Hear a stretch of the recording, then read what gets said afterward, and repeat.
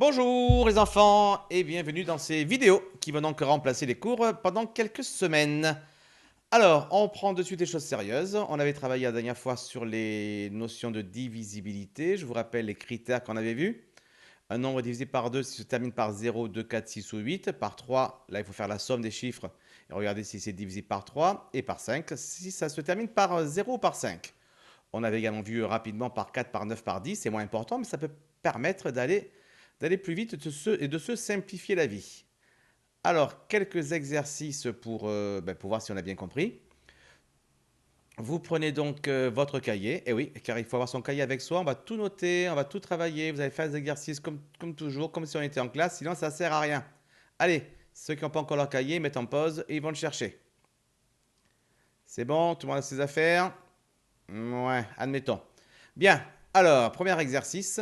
Parmi les nombres suivants, quels sont ceux qui sont multiples de 14? On propose 56, 141 et 280. Après, vous dresserez la liste de tous les diviseurs de 28. Et enfin, parmi les nombres 2, 3, 5, 9 et 10, vous déterminerez les diviseurs de 456. Voilà, donc vous mettez la vidéo en pause, vous prenez votre cahier d'exercice, vous mettez au travail, et quand c'est terminé, vous remettez en route pour avoir la correction. Allez, on met en pause. À tout de suite. Bien. Normalement, les gens sérieux ont fait leur travail. Nous passons donc à la correction. Alors, parmi les nombres suivants, quels sont ceux qui sont multiples de 14? Pour cela, c'est très simple. Il suffit de regarder quels sont les multiples de 14. Alors, quels sont les multiples de 14? Eh bien, regardons. On a 14.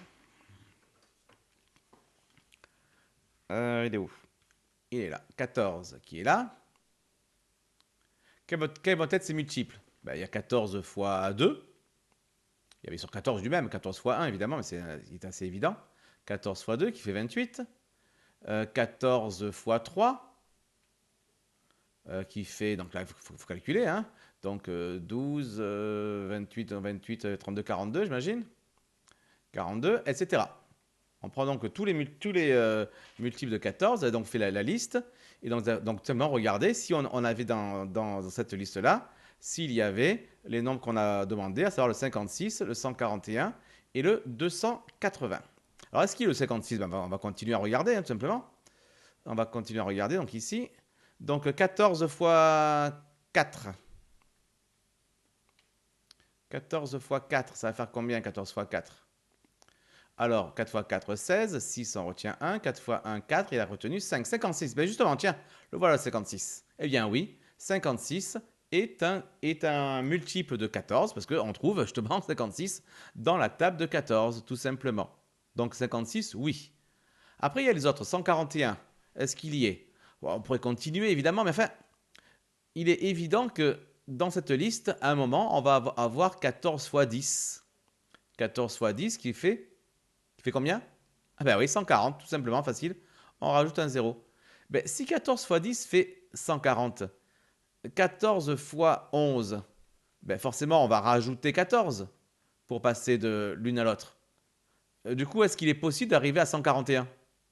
Ben non, forcément. Même sans calculer ce que ça va faire, on sait très bien que si on est arrivé à 140 ici, on n'arrivera pas à 141. 141 ne fait pas partie de la liste. Et le 180, lui, est-ce qu'il est dans la liste? Lui, c'est assez facile à voir parce que 28 étant dans la liste, avec 14 fois 2, eh bien évidemment, il est trop raté celui-là, 14 fois 20, ça va faire 280. Trop petit ce 0. Ça va faire 280. Et donc 280 aussi est dans la liste. Donc, parmi, on avait qui alors? On avait donc 56, 141 et 280. Les multiples de 14 sont 2 points. On avait dit donc 56 et 280. D'accord? Donc, vous voyez, c'est très simple, hein. Et n'oubliez pas que les multiples, c'est bien lié à la divisibilité, hein. Ça veut dire que 56 et 280 sont tous les deux divisibles par 14. Ça fait partie de ça. Ok? Bien. Bon, on passe donc au deuxième exercice. On prend donc une nouvelle feuille. Ici, ici, ici et ici. Nouvelle feuille. Alors, on agrandit un peu. Voilà. Alors, quel était le deuxième exercice déjà? Dresser la liste des diviseurs de 28. Alors, pour trouver les diviseurs de 28, il suffit de penser à une chose. 28. Oh là. Oh, regarde, ça, vous allez avoir toutes les réponses, sinon. 28. Quel est un diviseur absolument évident de 28? Eh bien, un diviseur absolument évident de 28, c'est tout simplement 1. Évidemment, parce que 1, il peut toujours diviser n'importe quoi. D'accord? Et comme on a dit que lorsqu'on a un diviseur, eh bien, le nombre, c'est le diviseur multiplié par le quotient de la division, eh bien, ça veut dire que 28, on sait que c'est 28, 28, on sait que c'est égal à 1 multiplié par 28. D'accord? Lui, c'est le diviseur.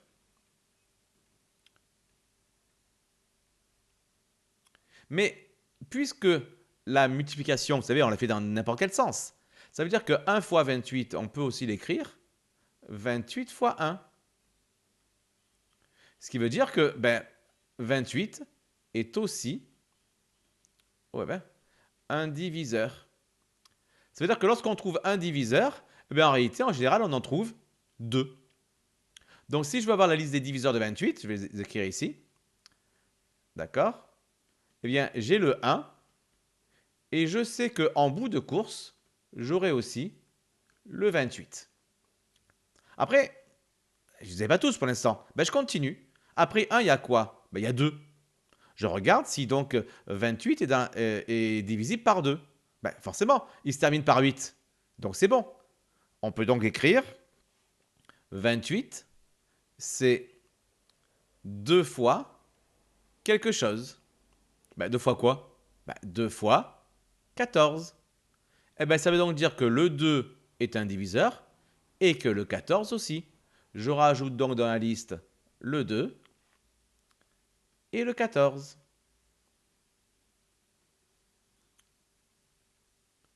Puis je continue. Après 2, j'ai 3.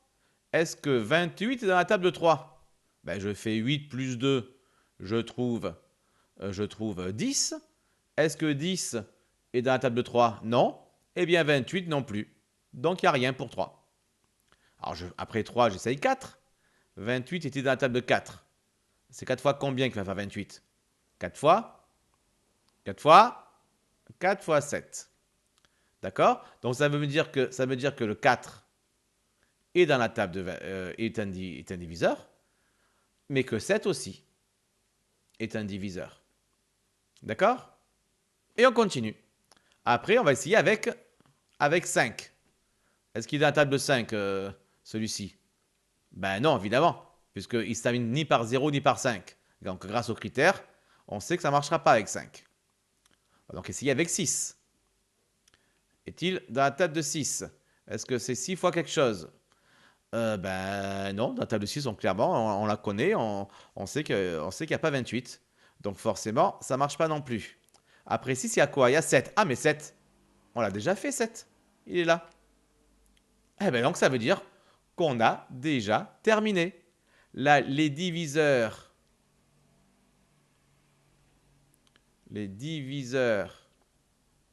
de 28, les voici. 1, 2, 4, 7, 14 et 28.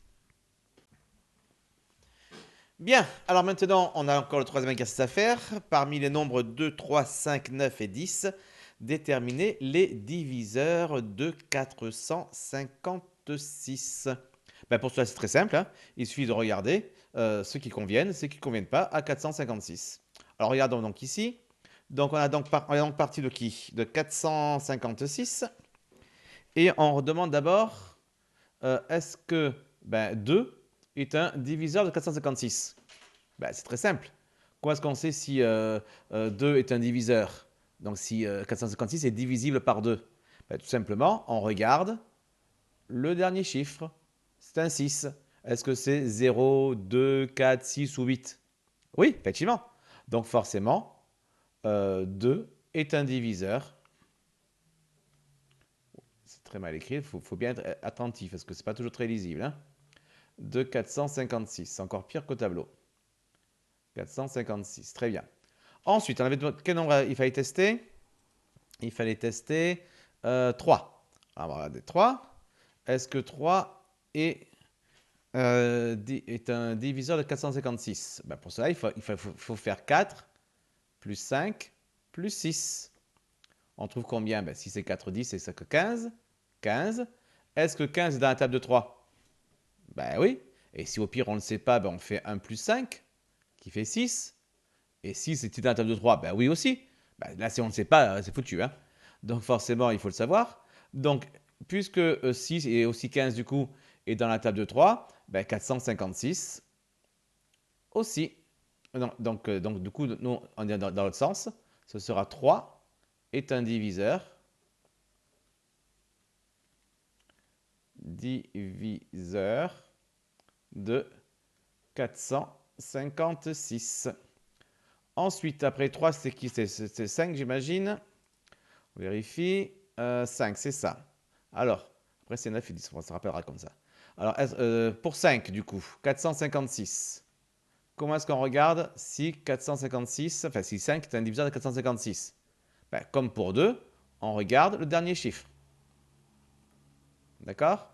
Et là, on se dit donc, est-ce qu'on a en dernier chiffre un 0 ou un 5? Ben là, la réponse est non, puisqu'on a un 6. Donc, est-ce que 5 est un diviseur de 456? Non. 5 n'est pas un diviseur, marque le S, de 456. D'accord? Après, on avait donc le 9. Alors, comment est-ce qu'on fait pour le 9? On avait dit, on fait comme pour le 3, on fait la somme. 4 plus 5 plus 6. Ben, on trouve forcément toujours 15. Et est-ce que 15 est dans la table de 9? Ben non, il n'y est pas. Et si au pire on ne le sait toujours pas, eh ben on fait 1 plus 5, ça fait toujours 6. Est-ce que 6 est dans la table de 9? Eh ben non, toujours pas. Donc ça prouve que quoi? Ça prouve quoi? Ben, ça prouve que 9 n'est pas, il n'a rien pris là, n'est pas un diviseur,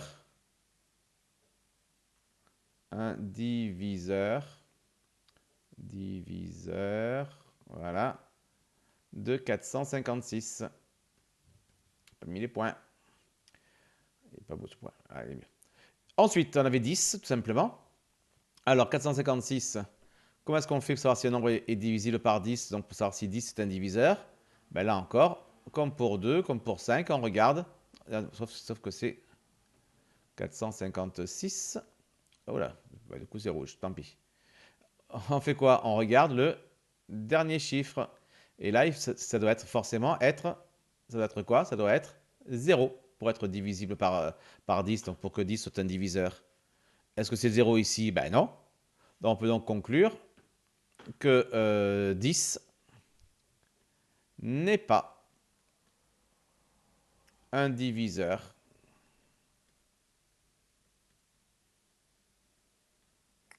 de 456. C'est-à-dire que si on faisait, comme on a fait pour l'exercice précédent, comme on a fait pour 28, on faisait la liste de tous les diviseurs, ben on trouverait le 2, on trouverait le 3, mais on ne trouverait pas le 5, on ne trouverait pas le 9, on ne trouverait pas le 10. Bon, on trouverait bien sûr plein d'autres, hein, mais parmi la liste qu'on nous a proposée, ben, il n'y avait que le 2 et le 3 qui étaient des diviseurs de 456.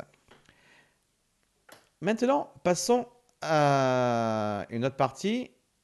Oui, oui, donc j'espère que c'est clair pour tout le monde. Hein. Comme je le rappellerai à la fin de la vidéo, s'il y a des questions, des trucs, d'abord vous remettez la vidéo, vous la réécoutez, vous comprenez bien. Et s'il y a encore des questions qui restent, vous les posez en commentaire de la vidéo. Soit j'y réponds directement, parce que ça se répond facilement en texte, soit on y répondra dans une vidéo future. Donc le mieux c'est de comprendre quand même tout seul, c'est quand même plus efficace et surtout plus rapide. Bien, Maintenant qu'on a ça, on va passer à une autre notion importante, très importante.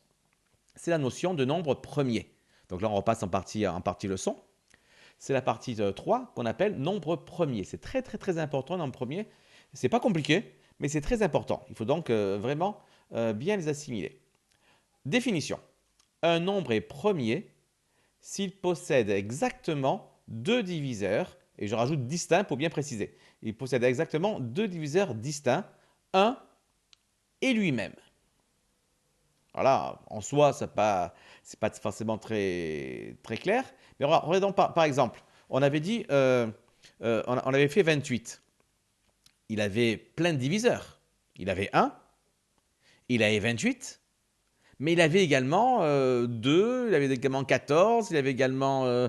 Il avait quoi encore il avait encore d'autres, 7, je crois, 4 et 7, c'est ça. Donc il avait donc pas mal de diviseurs, de diviseurs. Il n'a pas que 2. Il n'a pas que 1 et lui-même comme diviseur. Par contre, imaginez le nombre, le nombre 3. Le nombre 3. On va le faire d'ailleurs. On va prendre ici on prend une nouvelle page, une nouvelle feuille blanche, comme ça, on va mieux le voir. Hop là, créer. Bon, même pas la peine on va quand même agrandir un petit peu, qu'on voit un peu mieux. Alors, 37. Donc oui, on avait dit nombre 3. On passe en noir. Le nombre 3. Si je cherche ses diviseurs, bah évidemment, j'ai 1 et j'ai 3. Donc dans la liste, j'aurai le 1 et j'aurai le 3. Après, je vais essayer avec 2. Est-ce que c'est dans la table de 2 ça? Non, ça ne marche pas. Après, je passe à 3. Ben, 3, j'ai déjà fait. Donc c'est bon, je m'arrête là. Et je vois donc bien que les seuls diviseurs de 3, ce seront 1 et 3. Donc ça prouve quoi? Ça prouve que 3 est premier. Enfin, premier. En général, on dira est un nombre premier ou directement est premier. Pour aller en général un peu plus vite. D'accord? Par contre, ce qui est important de noter, c'est le 1 par exemple. 1, il a un diviseur, lui-même évidemment, et c'est 1 fois 1. Ce qui veut dire que directement, si je fais la liste de tous ces diviseurs, j'ai 1. Bon, le 1, je ne vais pas le réécrire, j'ai déjà fait. Et après, je vais essayer avec 2, mais c'est trop tard, 2. J'ai déjà dépassé le nombre. Donc le seul diviseur de 1, ce sera 1. Et donc du coup, est-ce qu'il a 2 diviseurs distincts? Il a bien sûr 1 et lui-même comme diviseur, mais c'est les mêmes. Donc du coup, il y en a combien réellement de diviseurs? Il n'y en a qu'un seul. Il n'y en a qu'un seul. Et donc du coup, est-ce que 1 est un nombre premier? La réponse est non. 1 n'est pas un nombre premier. Quel sera donc le premier des nombres premiers? Bien, ce sera 2. Regardons ici la liste des nombres premiers inférieurs à 30. Il y a 2, 3, 5, 7, 11, 13, 17, 19, 23, 29. Une liste à connaître par cœur. Donc, il y a du travail déjà à faire pour retenir cette liste-là. Alors, comment est-ce qu'on la retient facilement? On la retient facilement en comprenant comment elle est sortie. Pourquoi il n'y est pas le 4? Parce que 4, c'est divisé par 2, c'est 2 fois 2. Pourquoi il n'y est pas le 6? Parce que 6, c'est 2 fois 3. Pourquoi il n'y est pas le 8? Parce que c'est 2 fois quelque chose, 2 fois 4, 2 fois 2 fois 2. Pourquoi il n'y est pas le 9? Parce que c'est 3 fois 3. Pourquoi il n'y est pas le 10? Parce que c'est 2 fois 5. Et pourquoi il y est le 11? Parce qu'on n'est pas capable de trouver un 11 en multipliant d'autres nombres. Des nombres entiers, évidemment, pas de nombre décimales, pas dans la virgule, hein, des nombres entiers. On n'est pas capable. Oui, à part 1 fois 11. Mais c'est pas comme ça qu'on va créer le 11 s'il n'existe pas, parce qu'on ne peut pas faire 1 fois 11. Donc avec les nombres qui sont plus petits que 11, on est incapable, en multiplication bien sûr, et uniquement les entiers, de créer le 11. Et donc on voit ainsi que la liste elle est facile à retrouver finalement. Il suffit de regarder si on peut créer le nombre avec les nombres qui sont plus petits. 12, il n'y est pas parce que c'est 4 fois 3. 13, il y est parce qu'on ne peut pas réussir à trouver le 13, etc., etc. Donc comme ça, c'est quand même plus facile à retenir la liste si on a compris comment elle a été faite. D'accord? 2, 3, 5, 7, 11, 13, 17, 19, 23, 29. Et ça continue après. La liste, elle est infinie. Ça ne s'arrête Jamais. Donc là, en cinquième, on vous demande d'apprendre la liste jusqu'à 30. Et on rappelle après que le nombre 1 n'est pas premier, car on l'a vu tout à l'heure, il n'y avait qu'un seul diviseur, c'était 1 et lui-même, mais que lui-même c'était 1 aussi, donc ça ne fait qu'un seul. Alors vous notez tout ça, vous notez la liste évidemment, vous notez la liste, vous notez la remarque, enfin les deux remarques, cette liste est infinie et le nombre 1 n'est pas premier, et on a fini pour aujourd'hui. Voilà, pas de devoir pour la prochaine fois, c'était bien d'apprendre ces leçons. On continuera et on va voir comment on va utiliser ces nombres premiers pour se simplifier la vie avec les fractions. Voilà, donc vous avez fait cette vidéo, vous la regardez à nouveau s'il y a besoin de comprendre des choses. S'il y a encore des questions, comme je disais tout à l'heure, vous les marquez dans les commentaires. Soit je réponds dans les commentaires, soit on répondra dans une autre vidéo. Et puis voilà, donc n'oubliez pas de travailler, vous n'êtes pas encore en vacances. Et puis il ne faut pas prendre trop de retard. Allez, travaillez bien, passez du bon temps tout de même. Et puis très très vite à une prochaine vidéo. Ciao ciao.